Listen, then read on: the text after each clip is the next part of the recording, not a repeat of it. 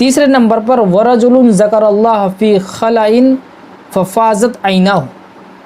یعنی ایسا آدمی، ایسا شخص جو اللہ تعالیٰ کا ذکر تنہائی میں کرتا ہے،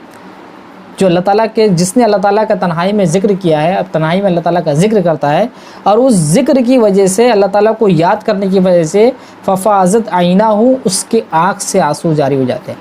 یعنی اس کی آنکھ رونے لگتی ہے، آنسو آ جاتے ہیں اللہ تعالیٰ کو یاد کرنے کی وجہ سے، اور وہ بھی تنہائی کے اندر۔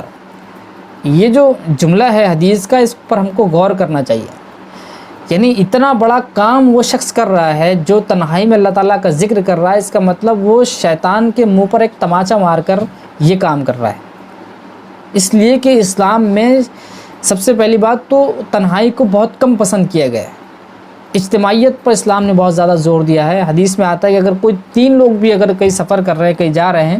تو انہیں اس میں سے اپنا ایک امیر منتخب کر لینا چاہیے، وہ امیر کی قیادت میں انہیں اپنا سفر کرنا چاہیے، اس لیے کہ شیطان تنہا انسان کو، تنہا شخص کو کبھی بھی اچک سکتا ہے، اسے کبھی بھی اپنے راستے سے بہکا سکتا ہے، اپنے استعمال میں اس کو لے سکتا ہے شیطان، ایک تنہا انسان کو۔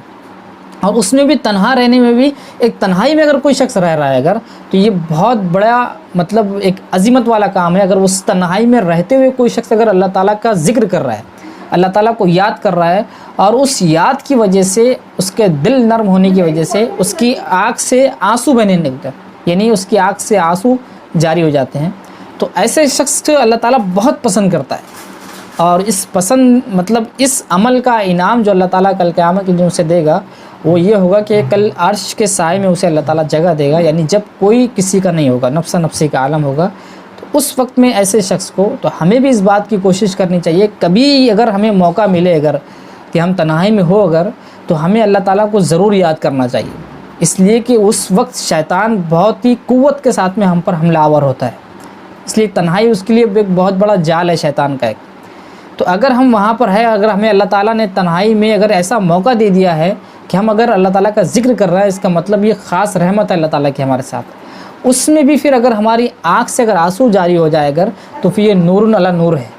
یعنی پھر اس میں ہمارے لیے بہت بڑا انعام اللہ تعالیٰ نے رکھا ہے، اور یہ انعام تو حدیث کے اندر ذکر کیا گیا ہے کہ اس کو اللہ تعالیٰ عرش کے سائے میں جگہ دے گا۔